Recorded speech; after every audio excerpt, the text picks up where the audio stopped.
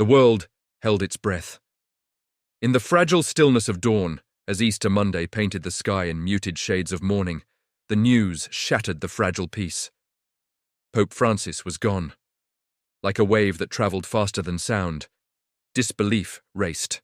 From Rome's ancient streets to distant villages under the Sahel sun, leaving a heavy silence in its wake.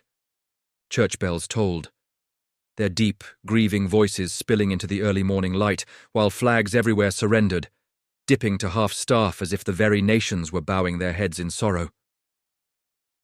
In St. Peter's Square, tens of thousands of pilgrims stood frozen, candles trembling in their hands, their prayers suddenly turning into silent cries. They had gathered in hope. They had come for a blessing. Instead, they witnessed history shift under their feet. Flickering flames battled the soft Roman breeze. 1,000 small lights refusing to be extinguished, even as grief clung to the marble stones like a second skin. Somewhere amidst that sea of faces, a few sobs broke free, quickly swallowed by a deep and reverent hush. In that moment, time itself seemed to slow, holding the world captive inside a single heartbeat of loss. From the basilicas of Brazil to the cathedrals of the Philippines, from the dusty courtyards of Burkina Faso to the skyscrapers of Manhattan, the reverberations of Pope Francis's death echoed. It was not merely the loss of a religious figure. It was as though a light that had illuminated the darkest corners of the human spirit had been extinguished. Tributes flooded in, cascading from presidents, imams, rabbis, and ordinary people alike. A global river of grief that knew no border, creed, or tongue.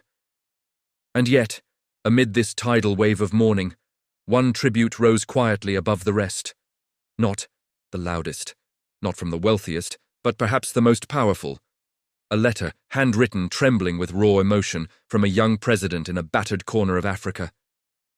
A Muslim man reaching out across faith, history, and distance to bid farewell to a Catholic pope. Captain Ibrahim Traoré of Burkina Faso, a name many would soon come to know. A name that carried with it the voice of a continent, the cry of the forgotten, the memory of a friendship woven not through politics, but through shared humanity. This was no ordinary letter. It was a confession, a prayer, a bridge between two worlds.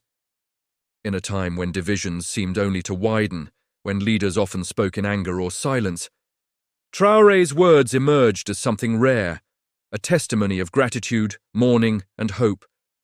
A hidden letter that carried the weight of millions of unheard voices.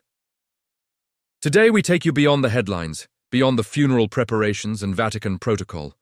We journey into the heart of that letter, into a bond that defied all expectations. Because sometimes it is not the official statements or grand ceremonies that tell the real story.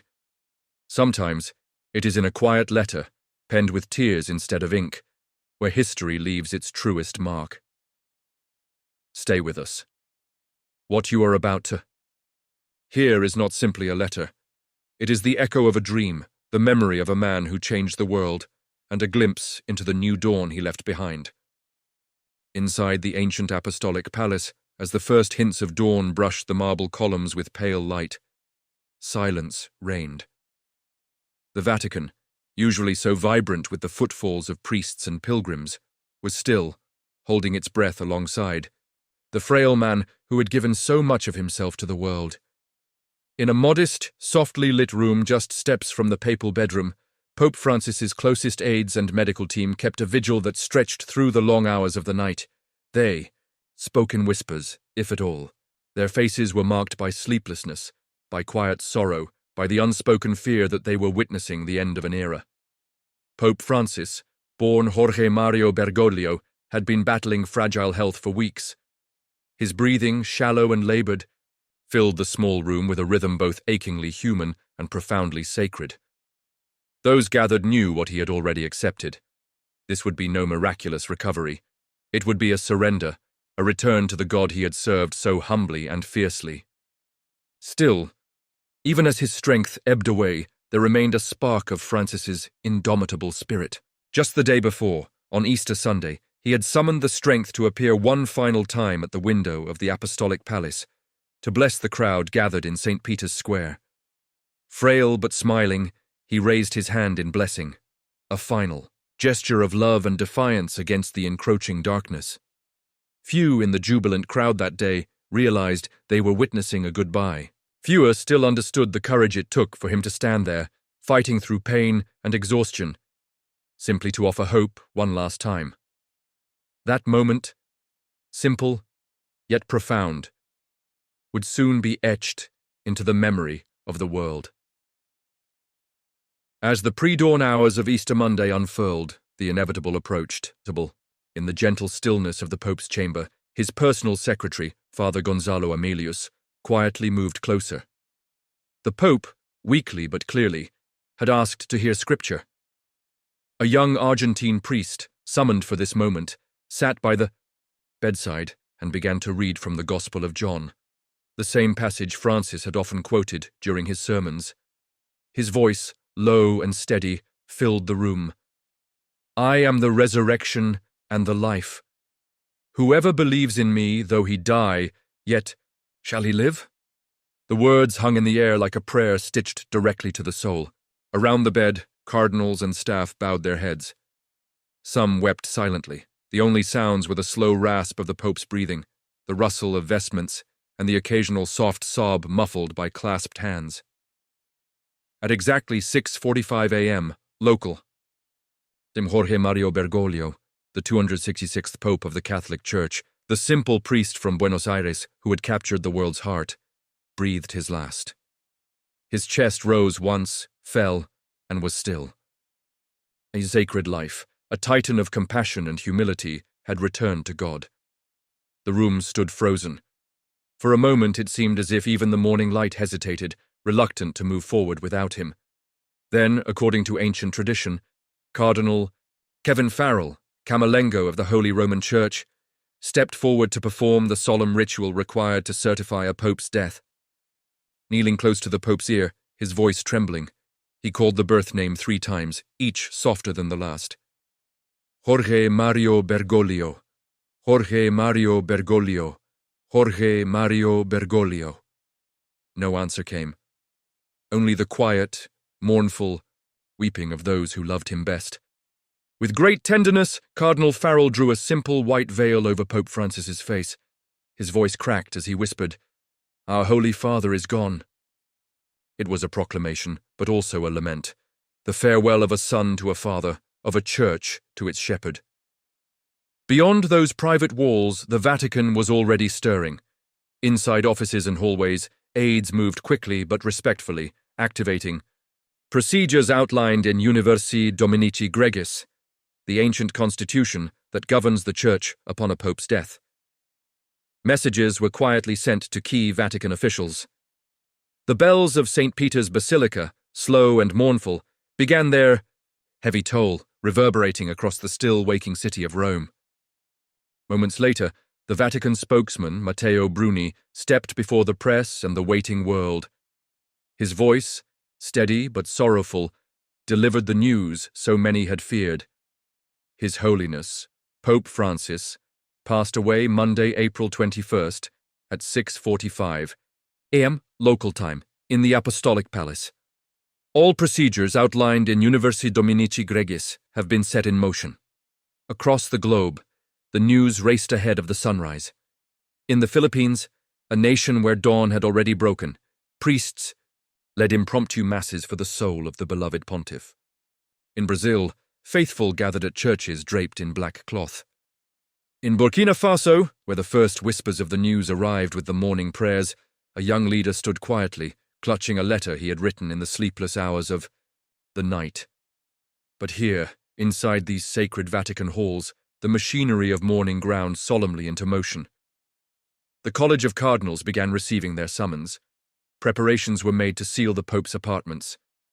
Workers carefully tested the stove and chimney that would soon release black smoke or white, signaling to the world whether a new Pope had been elected. And yet, amidst the protocols, amidst the centuries-old rituals, there remained an aching human sadness. Cardinals walking through the marble corridors did so with heads bowed, their red robes whispering softly across the stones.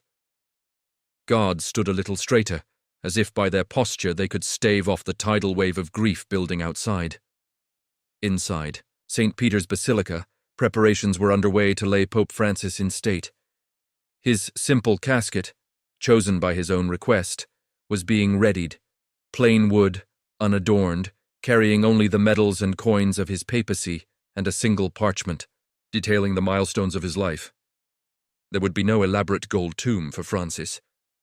In death, as in life, he remained the people's pope, humble, accessible, real. The ring of the fisherman, the ancient seal of papal authority, was removed and scored with an X, marking the symbolic end of his earthly rule. It would be buried with him, rendered forever unusable, a tradition as old as the papacy itself. Even now, artisans prepared the floors of the Sistine Chapel, laying down special carpets and installing signal jammers to ensure the sacred privacy of the coming conclave. But those were tasks for another day. In these first hours of mourning, the city itself seemed to move differently. Romans flocked to the Vatican, many still in pajamas or work clothes, unable to stay away. Candlelight vigils sprang up almost organically. Small groups gathered in prayer circles on cobbled streets. Some brought flowers. Others simply stood, hands over hearts, silent under the emerging dawn. Inside the Clementine Hall, where the Pope would soon lie for a private vigil, Swiss guards took their places, standing at attention with heads bowed. The atmosphere was heavy, yet tender, like the wake of a beloved elder whose absence would be mourned for generations. And beyond Rome, far across oceans and deserts, a different kind of movement began, something quieter, but no less powerful. In Burkina Faso, Captain Ibrahim Traoré's hands trembled slightly as he folded the letter he had written. A letter not just to a religious figure, but to a father, a brother, a symbol of compassion in a fractured world. That letter, carried by couriers across borders and oceans, would soon reach the heart of the Vatican. It was not addressed to the living, but to the memory of a man who had seen beyond race, beyond religion, beyond distance. It was a letter stitched with sorrow, gratitude, and hope. And it was already on its way, destined to be read aloud, destined to move the world. In the midst of overwhelming grief, as Rome wept and the bells tolled, an unexpected letter travelled, silently towards St. Peter's Square, carrying the heart of Africa to the heart of Rome.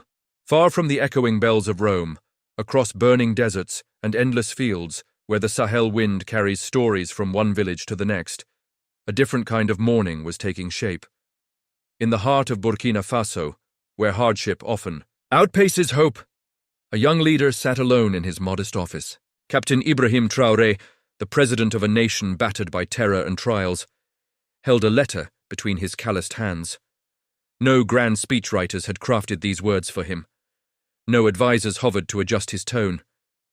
This was not a letter, born of political necessity, but of something far rarer, genuine, unfiltered sorrow.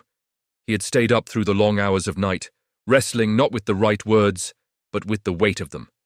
Every sentence was written not in ink alone, but in the invisible lines carved by grief, respect, and gratitude. In the world's eyes, he was a soldier turned statesman.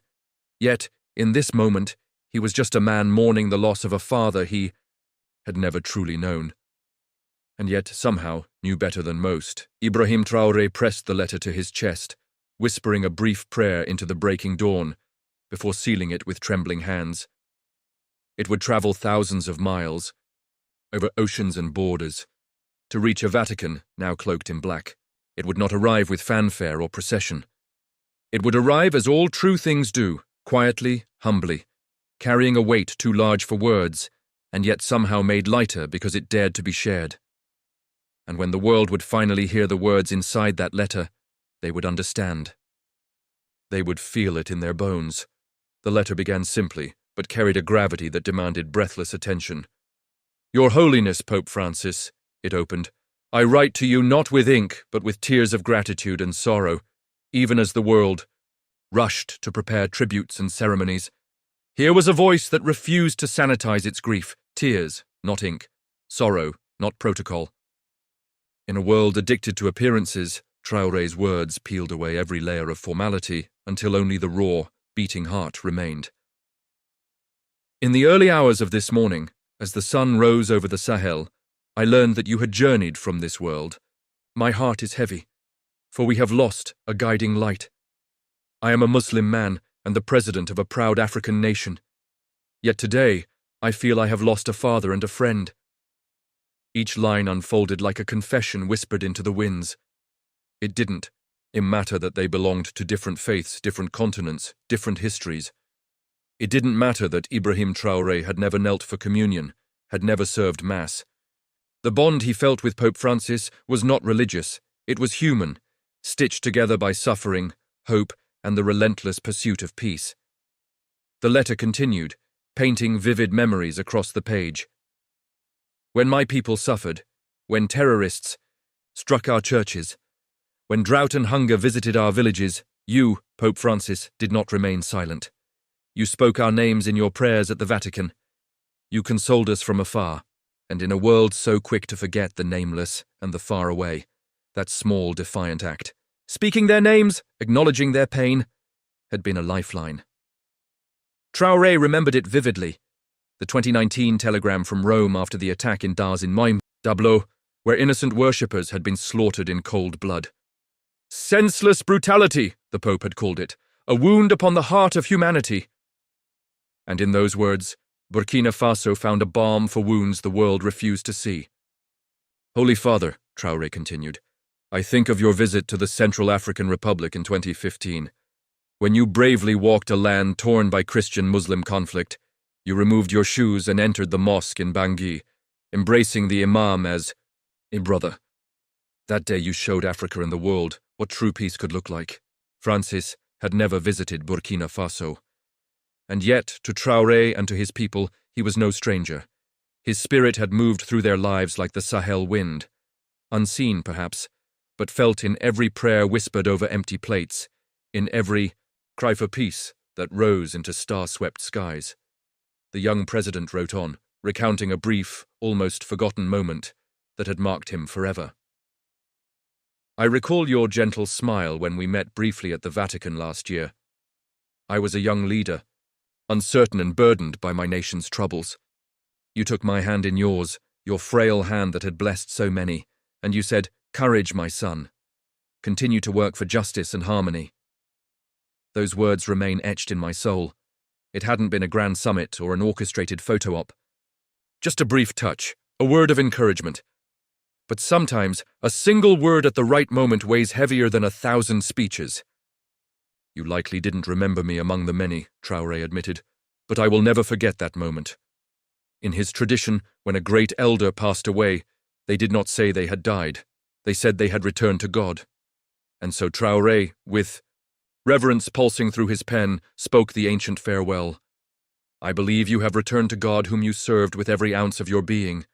Your life was a testament that to serve God is to serve humanity. All of humanity, not just those who share one's creed. The letter deepened, its emotional crescendo swelling with every line. Thank you, Pope Francis. Thank you for loving the poor man in Burkina Faso as much as the prince in palaces. Thank you for defending the dignity of refugees from Africa who knock on Europe's door, reminding the world that we are all one human family. Here was the soul of the letter laid bare, a gratitude so profound it defied the cynicism of borders and politics. Traoré spoke for every forgotten soul who had found their suffering acknowledged from the highest pulpit on earth. You were geographically far, but in spirit, you stood beside us in our darkest hours. As I join the world in mourning you, I also whisper a prayer that the seeds you planted will grow. In his closing lines, Traoré dared to dream a little further, daring even to hope that one day the torch Pope Francis carried might be lifted by another hand, perhaps one shaped by the red soil of Africa. May the next Pope carry forward your torch of compassion. In Africa, we dare to hope that one day the Church might choose a shepherd from our continent. If not now, then in God's good time.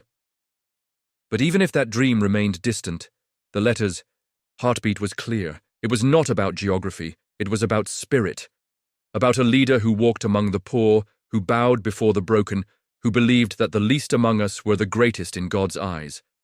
Rest in peace, humble Father. The winds of the desert carry our farewell to you. In the evenings of our land, when the sky blazes with the colors of dusk, we will remember how you lit up our lives with hope. And as Traoré signed his name, Captain Ibrahim Traoré, President of Burkina Faso, he was not simply sealing a letter. He was adding his voice to a chorus that spanned mountains and oceans, a song of gratitude and mourning that would not be silenced by distance or death.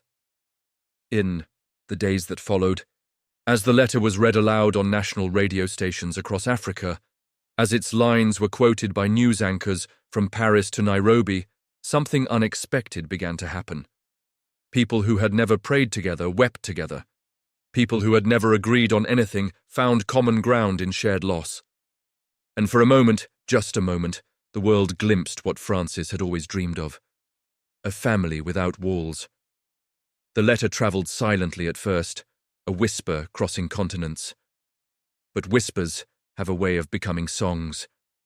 And songs, when sung from broken hearts, have a way of moving mountains. Little did the world know, this letter would ignite something far greater than grief. Across the globe, as the sun continued its solemn march westward, the mourning of Pope Francis unfolded not just in Rome, but in every place his words had ever reached. In Nigeria, a country scarred by conflict, yet steadfast in faith, a choir gathered outside Lagos Cathedral. Their voices, trembling at first, grew stronger with each note as they sang his favorite hymn, "Make me a channel of your peace." Their song floated into the humid air, weaving through the crowded streets, carried on the backs of whispered prayers and muffled sobs.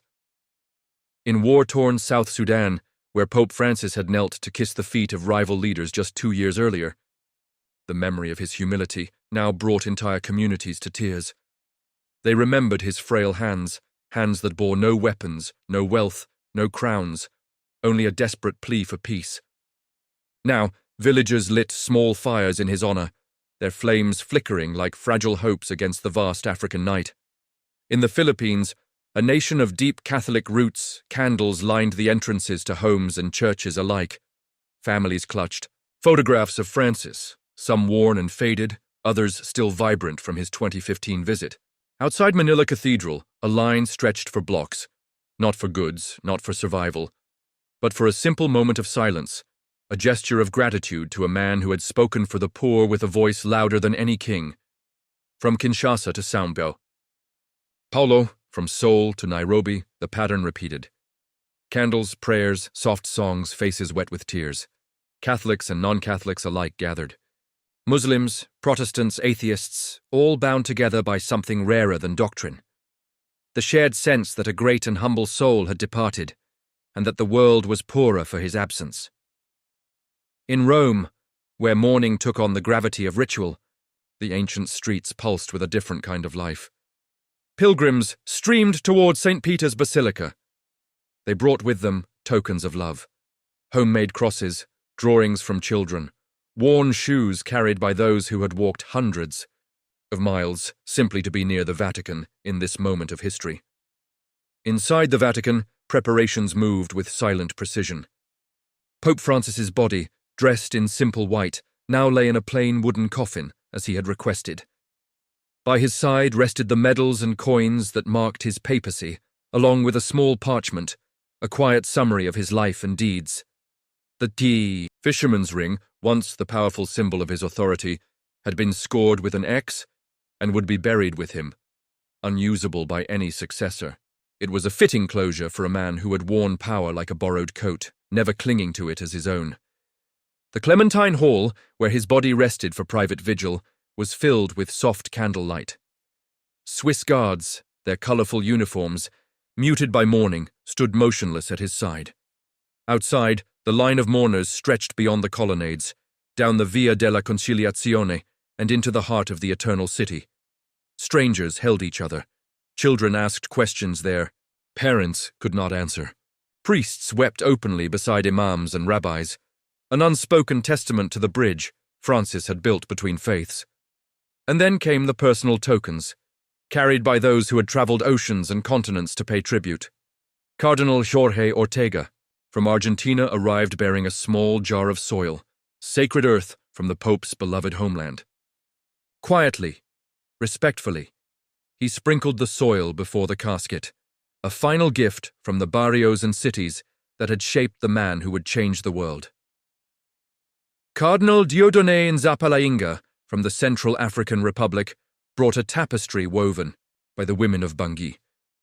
Women who remembered the day Pope Francis had removed his shoes, entered their mosque, and embraced their imam as a brother. Draped gently over the casket, the tapestry told a story without words, of pain, healing, and the quiet hope that perhaps, someday, peace might truly take root. There was no grand announcement, no orchestrated ceremony, just quiet gestures, heavy with love and history. As the days unfolded, the news of Ibrahim Traoré's letter swept across media outlets worldwide. News anchors in New York, Paris, Johannesburg, and Tokyo read aloud the young African president's words, their voices thick with emotion. "We have lost a father and a friend," they repeated, again and again, until the phrase itself became a kind of global prayer. Traoré's letter resonated not because it was grand, but because it was heartbreakingly sincere. It reminded the world that Pope Francis had not simply led the Church, he had walked alongside the forgotten, the wounded, the voiceless. And now, even in death, he continued to unite them. Hope began to stir amidst the mourning. Quiet conversations turned to bold dreams. In the corridors of power, in seminaries, in remote villages, one question took root. Could the next pope come from the global south? Could Africa, or Asia, or Latin America, the lands Francis had loved so fiercely, finally give the Church its new shepherd? Whispers filled the air. Cardinal Peter Turkson of Ghana, Cardinal Luis Antonio Tagle of the Philippines. Names spoken with hope, with daring. There was no official campaigning, no politics allowed inside the sacred walls of the Vatican. But outside, among the faithful, the prayers rose like incense. For continuity, for compassion, for a leader who would carry forward Francis's dream of a church for the poor, the broken, the forgotten. Meanwhile, the College of Cardinals gathered in Rome, a sea of crimson robes converging under Michelangelo's frescoes in the Sistine Chapel. They would pray, they would deliberate, and soon white smoke would rise once more into the Roman sky, signaling the choice of a new pontiff. But tonight, Rome belonged to Francis. In St. Peter's Square, a group of young people camped out beneath the stars, holding a simple banner. Grazie, Francesco, ricordati rimani. Thank you, Francis, your memory remains. The banner fluttered gently in the cool night breeze, illuminated by the floodlights, against the basilica's facade. Some sang softly, others simply sat in silence, their faces uplifted toward the heavens. Along the Via della Conciliazione, makeshift altars sprang up, adorned with candles, rosaries, and handwritten notes. Outside the Pantheon and along the Spanish Steps, spontaneous vigils turned the Eternal City into one massive, breathing prayer. The Italian government moved swiftly to honor the beloved pontiff. Both the Prime Minister and President arrived quietly, and the Vatican, joining cardinals, bishops, and ordinary citizens in paying their respects. Security was tight, but the atmosphere was reverent, almost sacred. And in a gesture that brought tears to even the most stoic, the city of Rome projected an image of Pope Francis onto the ancient Colosseum at dusk. There he was, smiling, humble, eternal, alongside the simple words, Ciao e grazie. Goodbye and thank you. Drivers slowed their cars. Some wept openly. Others made the sign of the cross as they passed. It was as if the entire city, the entire world, had paused to say farewell. Yet even as the mourning deepened, something else was quietly growing, a sense of unity that transcended boundaries. In prayer services led by Catholics, Muslims, and Jews together, in candles lit by those of every belief and none, in conversations whispered in the pews and shouted in the streets, seeds of change, sown in sorrow, were beginning to take root. As the cardinals prepared for the solemn task, ahead, as the faithful clung to memory and hope, the world waited. and wondered, would the Church honor the path Francis had paved? Would the next leader be a man who walked among the people, who dared to dream beyond dogma and division, or would the old ways tighten their grip once more? No one knew. But one thing was certain. The death of Pope Francis had not silenced his message. It had amplified it, carried it farther than he himself could have walked, into the heart of every corner of the earth. In the shadows of sorrow, seeds of change were quietly taking root. But what would the future hold? The bells of mourning still echoed over St. Peter's Square, their deep, solemn tones weaving through the marble colonnades like a lingering prayer. Pope Francis, the humble shepherd who once walked among the poor with the heart of a servant, was gone. And yet, in the quiet corners of the Vatican, in the tear-streaked faces gathered across continents, and in the fluttering candles that refused to be extinguished, his spirit burned brighter than ever. Across oceans and deserts, the letter from Captain Ibrahim Traoré traveled, not just as ink on paper, but as a living testament. It carried with it the whispers of forgotten villages, the prayers of unseen faces, the cries of those who had dared to hope because one man dared to see them. In a place built by centuries of tradition and guarded by rituals older than most, nations, Traoré's simple words floated like incense through the halls of power, stubbornly, defiantly refusing to be ignored. I write to you not with ink, but with tears. The line lingered, etched into the hearts of all who heard it. It was a letter that crossed faiths, defied boundaries, and reminded the world that leadership is not measured by grandeur, but by compassion. As Rome braced for the next chapter, the gathering of the College of Cardinals, the solemn voting within the Sistine Chapel, the thin trail of smoke that would tell the world its fate, the memory of Francis loomed larger than ever. And so did the question, who would dare to pick up the torch he had carried? In the shadows of these sacred preparations, hope stirred. Not the loud, boastful kind that demands attention, but the quiet, stubborn hope of a world longing for justice, for humility, for a leader who could once again bridge the divides that so easily tear us apart. Traoré's letter was more than farewell. It was a challenge, a prayer whispered into history's ear, daring it to listen. Would the spirit of Francis live on in the next shepherd? Would Africa's voice, so often relegated to the margins, finally be heard within the very heart of Christendom? Would the seeds sown in sorrow now bear fruit in the form of a new beginning? The cardinals were gathering. The conclave would soon begin. The black smoke would rise, and then, someday soon, the white. But until then, the world waits, holds its breath. Prays, because sometimes all it takes to change the course of history is a hidden letter carried by the winds of hope, written not in ink but in tears. Stay tuned for part 2 of our story, where the search for the next shepherd begins.